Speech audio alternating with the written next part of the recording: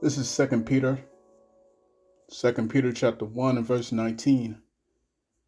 It reads, "We have also a more sure word of prophecy, whereunto ye do well that ye take heed, as unto a light that shineth in a dark place, until the day dawn and the day star arise in your hearts. Knowing this first, that no prophecy of the Scripture is of any private interpretation. For the prophecy came not in old time by the will of man, but holy men of our power spake as they were moved by the Holy Ghost." Shalom Akim. This is your brother Zakaria Allah, branched out here in Williamsport, Pennsylvania. Come with another lesson through the Spirit. Lord willing, this be edifying to the Lord's elect. And before I get started, I want to say, Call Halayim La, Alahayanawa, Yahawah Bahashem Yahawashi, Bahashem Yahawashi. Double honors unto the apostles and the elders of Great Millstone, who rule well and who teach well. Shalom to the Akim out there that's pushing the truth, that's laboring in the word, and that's pushing the gospel of the great kingdom that's soon to come. Shalom to the Akwath that's listening in, that's remaining true to the faith, and remaining faithful and submissive to their husbands, and guiding their children. And shalom to the hopeful elect of the 12 tribes that scattered abroad, all right, throughout the four corners of the earth. You Israelite foreigners out there who live among the heathen, and who look like those heathen nations. But your lineage goes back to the progenitors of the 12 tribes of the nation of Israel, through the line of your fathers. I want to say peace and blessings to you all, Barakatham.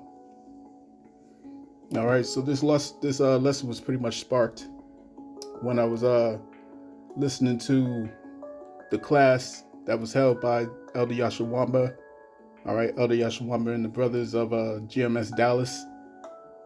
And, they was having a very edifying class, where they had mentioned in particular how when the disciples had witnessed Yahawashi performing miracles, and that boosted their faith. You know what I'm saying? When you can see the things that he did, like, feeding hordes of people with just a couple loaves of bread and a couple fishes. You know what I'm saying? Turning water into wine and all these different things. All right, like the scriptures say, it's too many, it's innumerable. Like you can't even record it in the scriptures. You know what I'm saying? And these men were standing with him. They was able to see that. Okay? But when they saw him rise up again after he was raised up from the dead, you know what I'm saying? When they got to see him again, and having spent over a month with him, where he revealed to them the mysteries of the kingdom, you know what I'm saying? They didn't just have faith boosted, they were illuminated, right? And they were illuminated to the point where they were ready to die for this truth. You see what I'm saying? Especially the two men who saw him get beamed up into that large ship. You know what I'm saying? That's in the book of Acts. Right? Let's go to Acts chapter 2.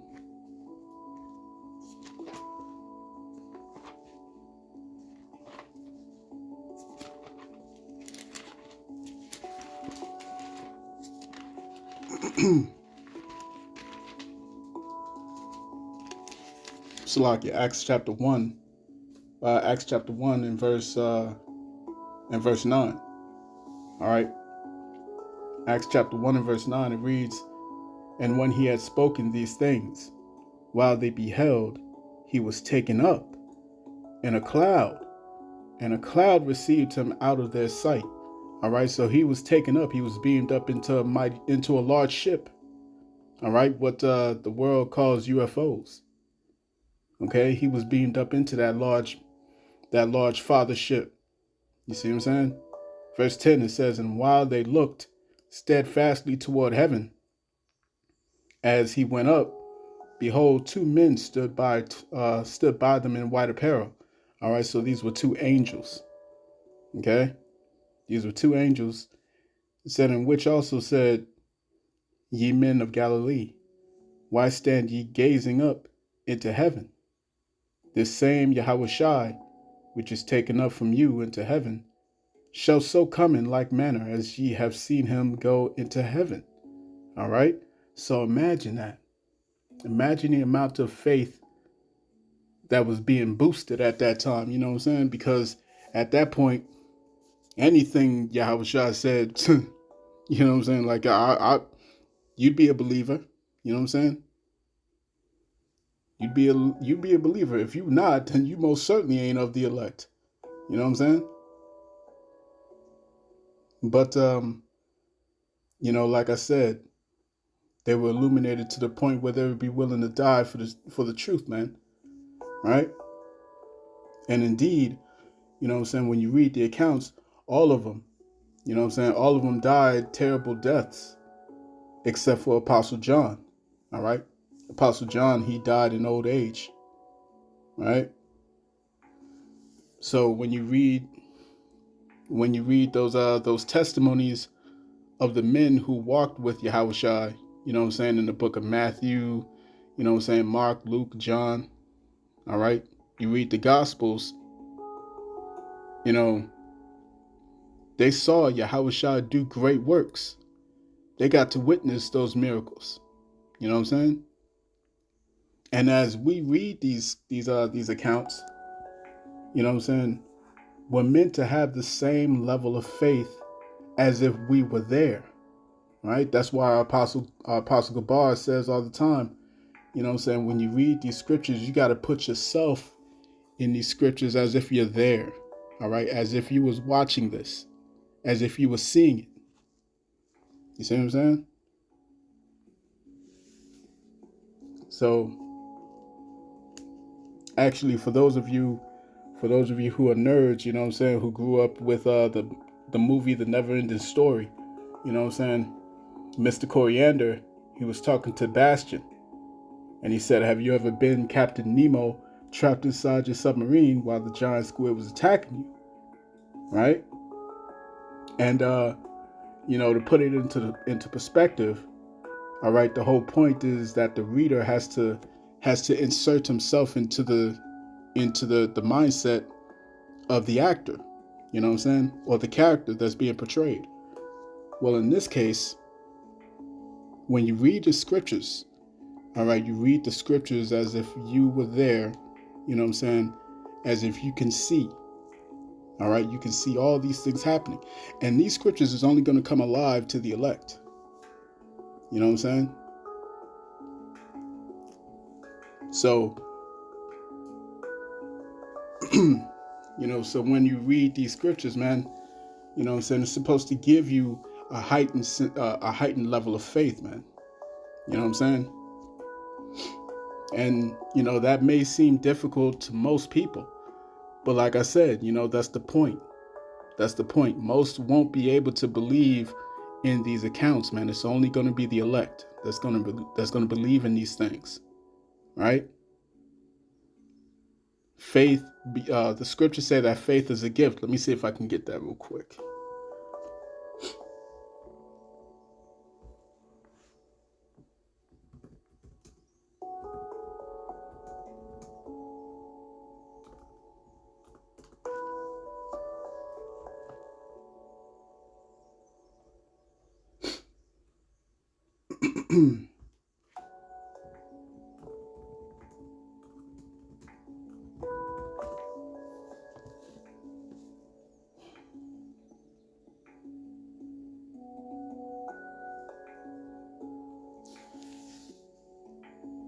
So this is the book of Ephesians. Salaki. This is the book of Ephesians, chapter 2 and verse 8. It says, "For by grace are ye saved through faith, and that not of yourselves. It is the gift of the Most High," man. Faith is a gift of the Lord. All right? Not everyone can obtain something like that. Not everyone is gifted that. You know what I'm saying? So, That's why this is such a closed up gathering. You know what I'm saying? Because this is only for the select few, right? Like the scriptures say, many are called, but few are chosen. All right. I believe the elder Yashawamba went into that during the class as well. You know what I'm saying? So it's a gift from the Heavenly Father. And what is faith? Faith is the substance of things that are hoped for. All right. Though it's also evident that those things are not yet seen. All right. They're not seen as of yet. You know what I'm saying? The things that we hope for. We can't see it yet. You see what I'm saying? Not in the physical. All right. But that's in the book of Hebrews, chapter 11, verse 6. You know?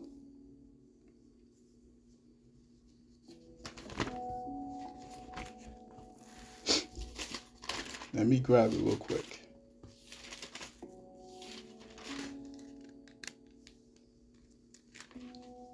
Oh, Salaki, I was wrong. Hebrews chapter 11, verse 1. I might grab verse 6 anyway.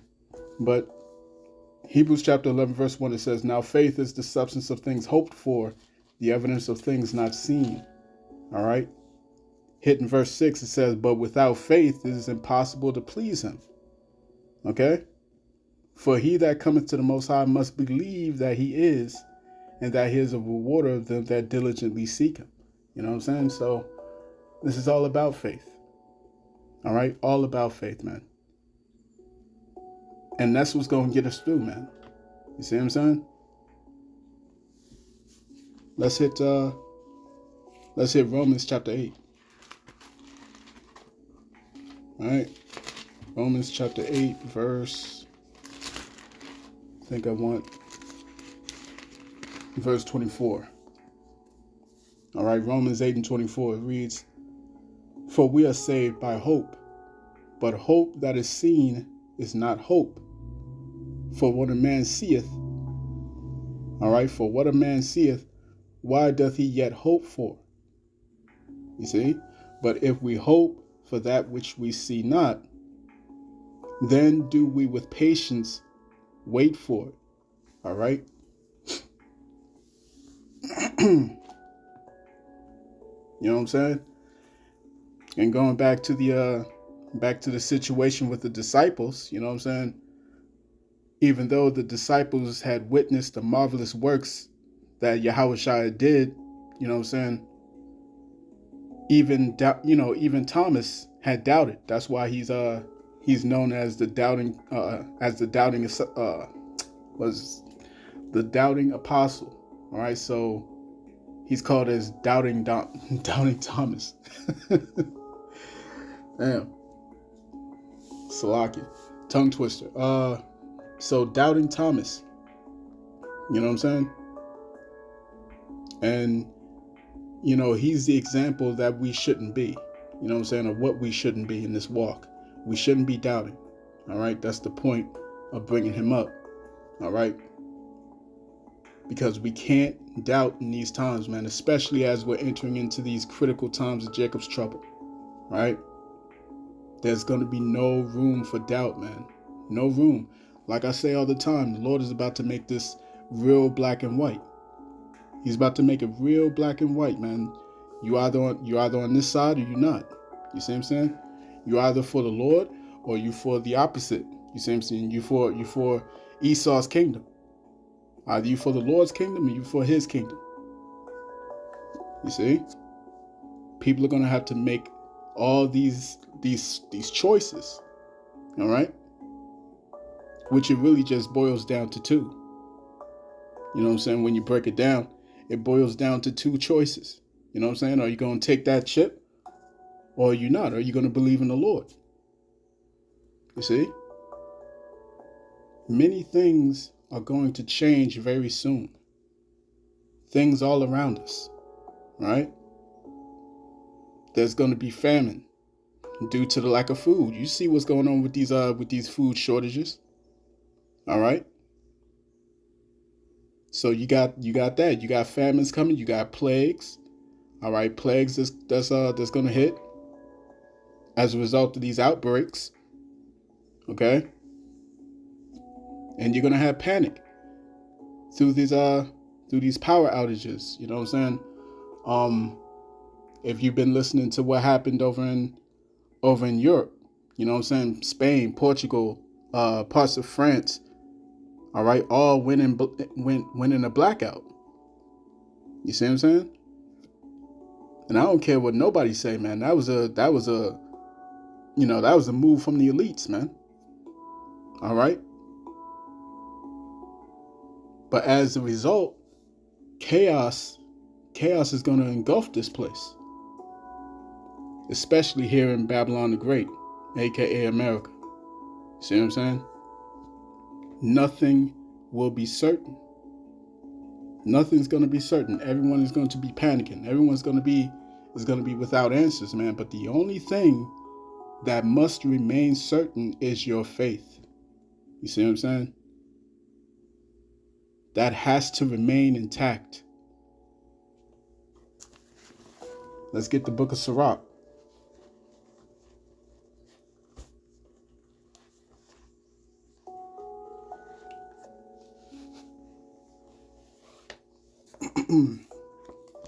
Let's go to Sirach chapter 2.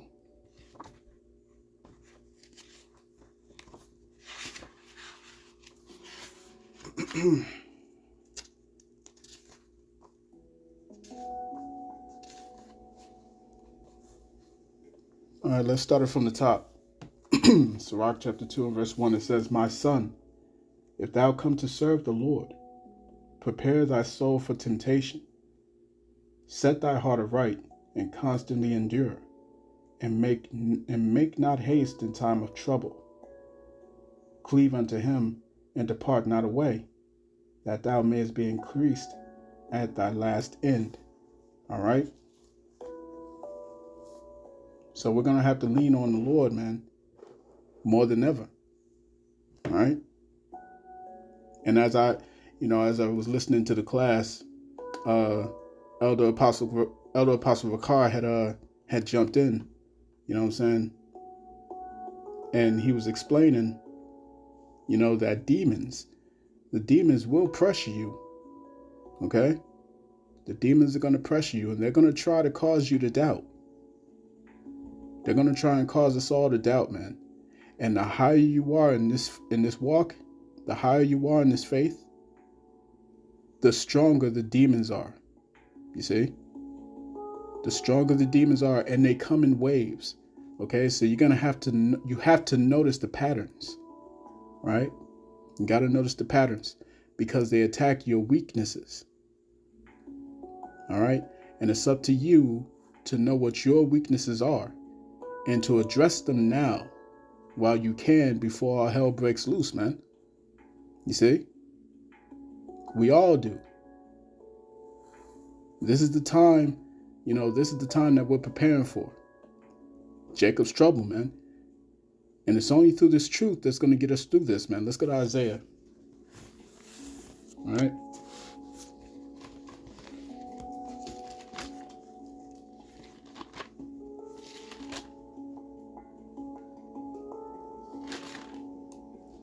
This is Isaiah chapter 33 and verse 6. It says, "And wisdom and knowledge shall be the stability of thy times, and strength of salvation. The fear of the Lord is his treasure." All right? It's the wisdom and it's the knowledge that's going to get us through. All right? And one of the things that the Lord told us to do was to be still. You know what I'm saying? Be still, man. Make not haste in times of trouble. Let's see something real quick.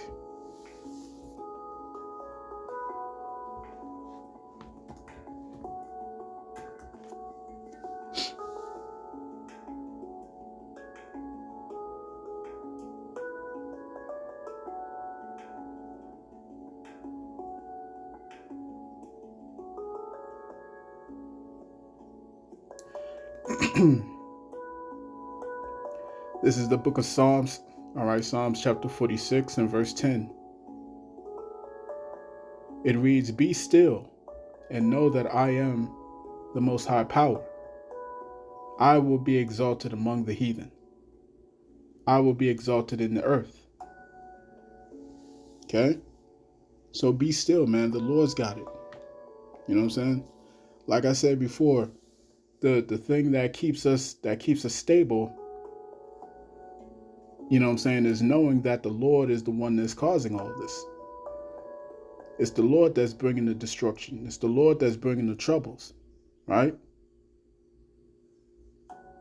And if you're serving the Lord, then you have nothing to fear, because he's going to take care of those that diligently seek after him, right? It's only those who don't seek after him that's going to be swept in this destruction. You see?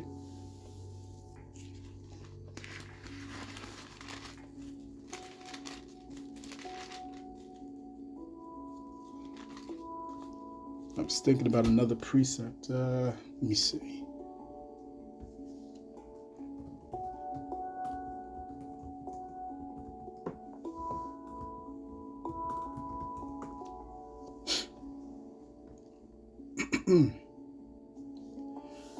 All right, this is the book of Psalms, chapter 37, verse 25. It says, "I have been young, and now am old, yet have I not seen the righteous forsaken, nor his seed begging bread." Okay? And there's going to be famines. It's going to be, like I said, everything's going to change. Everything's going to change, man. All right? And people are going to be full on in panic mode. Verse 26, "He is ever merciful and lendeth, and his seed is blessed." All right? "Depart from evil and do good, and dwell forevermore. For Yahawah loveth judgment, and forsaketh not his saints. They are preserved forever, but the seed of the wicked shall be cut off." And that's what we're doing. That's what we're fighting for. We're fighting to be preserved. All right? We're fighting to make it on those chariots, man. To be able to see Yahawashi, to be crowned. You see what I'm saying? To receive palms, man. To receive the immortality. All right? To receive all these blessings, man. And most of all, we're looking for rest. All right? We're looking for rest, man.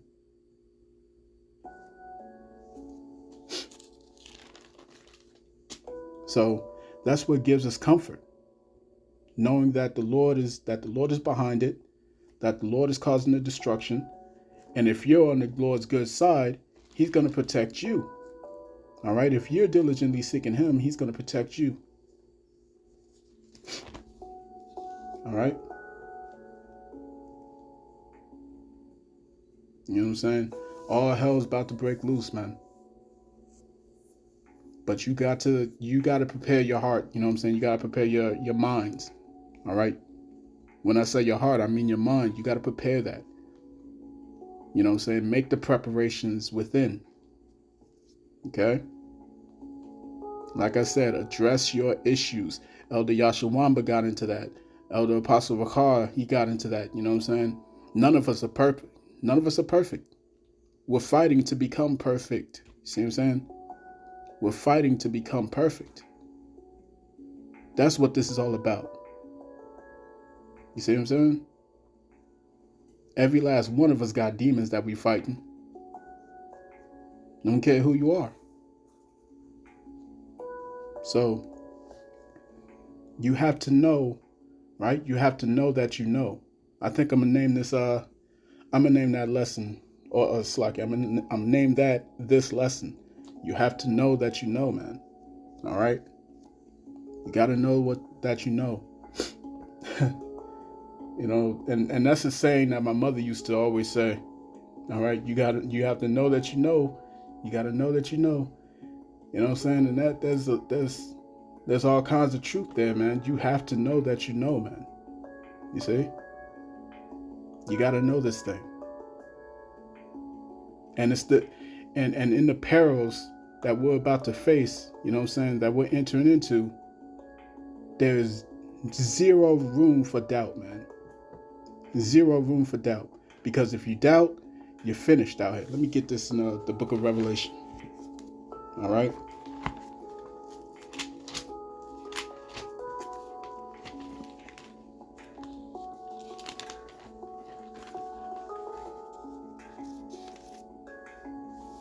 This is the book of Revelation, chapter 21, and verse 8. Let's start at verse 7. It says, "He that overcometh shall inherit all things, and I will be his power, and he shall be my son." All right, and you daughters. You see what I'm saying? But the Lord deals first and foremost with the men. You see what I'm saying? Verse 8, it says, but the fearful and unbelieving, and the abominable, and the murderers, and whoremongers, and sorcerers, and idolaters, and all liars shall have their part in the lake which burneth with fire and brimstone, which is the second death. And that's when those nukes drop.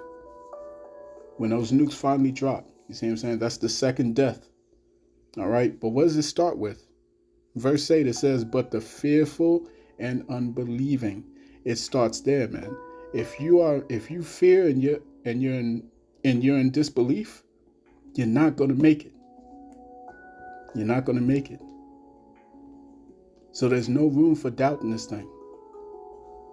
You have to know that you know. Do not doubt the things that the Lord promised us, man. All right? Read Hebrews chapter 8. All right? Read Hebrews chapter 8, verse 6 through 12. You know what I'm saying? It speaks about the greater covenant, you know what I'm saying, that's going to bring us back to our godly status that we once had in the ancient world, only perfected. You see what I'm saying? You have to remember, we were gods in the ancient world, man. You Israelites. All right? You so-called Negroes, Latinos, Native Indians, Hispanics, Seminole Indians. All right? And those of you who are scattered abroad, whose lineage goes back to these people through your fathers. We were once gods, man, in the ancient world. This new covenant is going to bring us back to that. It's going to bring us back to that status. We're going to have all of that back. And it begins with the 144,000 and the remnant. You see what I'm saying? All right. Read Isaiah, right? Isaiah chapter 59, verse 21. You know what I'm saying? Let me get that.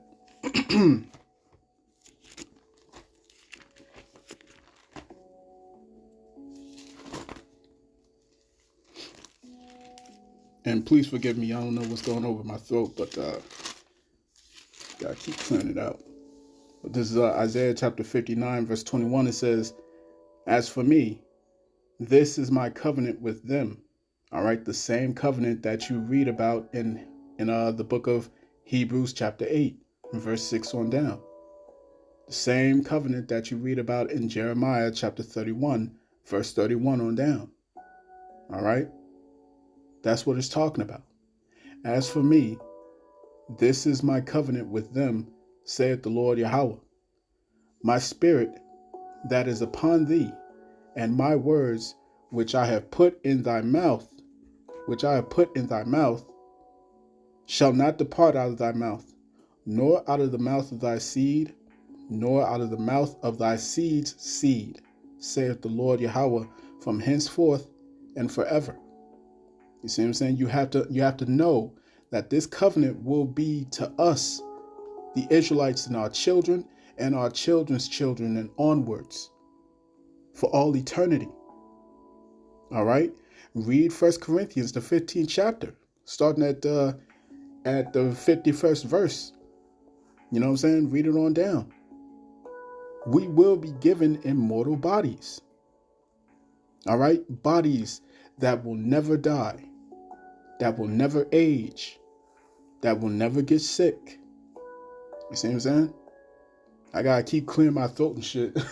You know what I'm saying? That won't happen with these new bodies, man. You know what I'm saying? Every day you wake up, you know what I'm saying, you're getting, your body is slowly getting weaker. As you continue to age, your body is getting weaker. That's not going to happen in the new covenant. We're going to have immortal bodies. All right? Read Hosea chapter 2. Let me see. Hosea chapter 2, verse 18. Let's get that.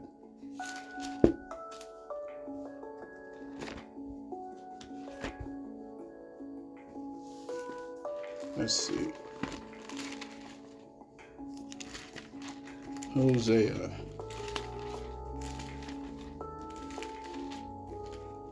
This is Hosea chapter 2, verse 18.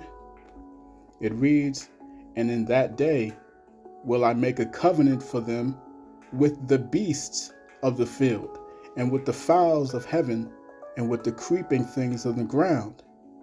And I will break the bow of the sword and the battle out of the earth, and will make them to lie down safely." All right, so you got to believe that, man. We're going to be able to speak to the animals once again. We will be able to speak to animals once again, as we did, the same way we did in the ancient world, the same way we did back in Noah's time. You see what I'm saying?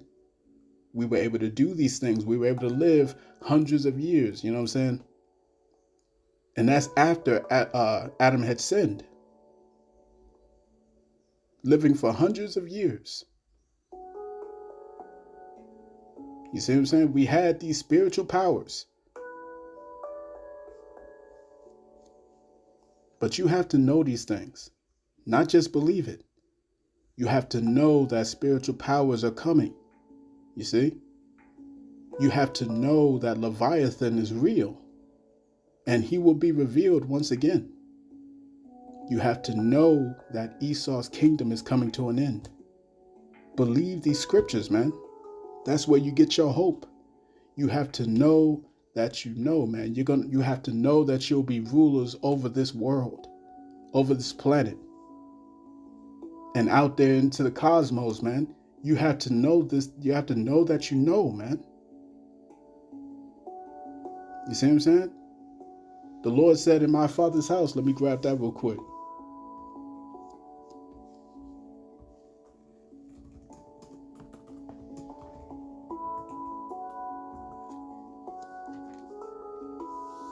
This is John chapter 14 and verse 2. It reads, "In my Father's house are many mansions. If it were not so, I would have told you. I go to prepare a place for you." You see?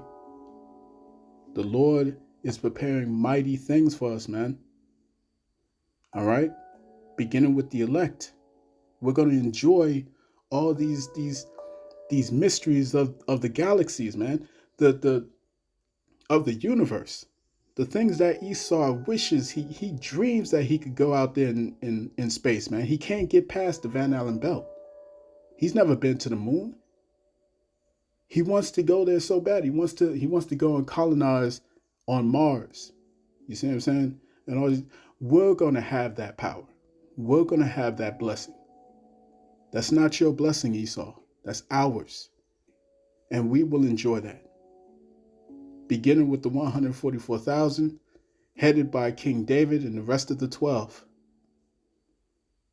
Going down to the elect remnant.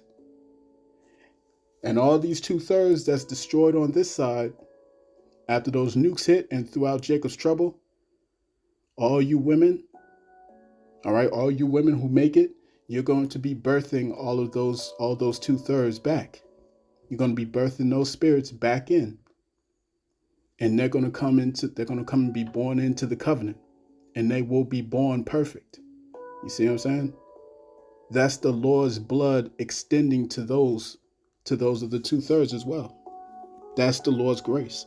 All right. That's his mercy towards the elect towards the whole of Israel. All right. All of Israel shall be saved. And that's how. You see what I'm saying? Now for a period of time, all those that die on this side, they're going to be looking down, you know what I'm saying? They're going to have their heads down in the kingdom, you know what I'm saying? They're going to be feeling remorseful. They're going to be feeling sad. feeling sorry for having turned their backs to the Lord, you know what I'm saying, been complete demons on this side. All right. But after a while, they're going to be all right. They're going to be okay. You see what I'm saying? But you have to know this. All right. So that's the lesson, man. You have to know that you know. And there's no room for doubt. So I pray this lesson was edifying to the elect of the nation of Israel. All right. This has been your brother Zakaria Allah, branched out here in Williamsport, Pennsylvania. In closing, I want to give all praise, honor, and glory to Yahawah Bahashem Yahawashi, Bahashem Yahawadah. Double honors to the apostles and the elders of Great Millstone who rule well and who teach well. Peace and blessings to the hopeful elect. Shalom.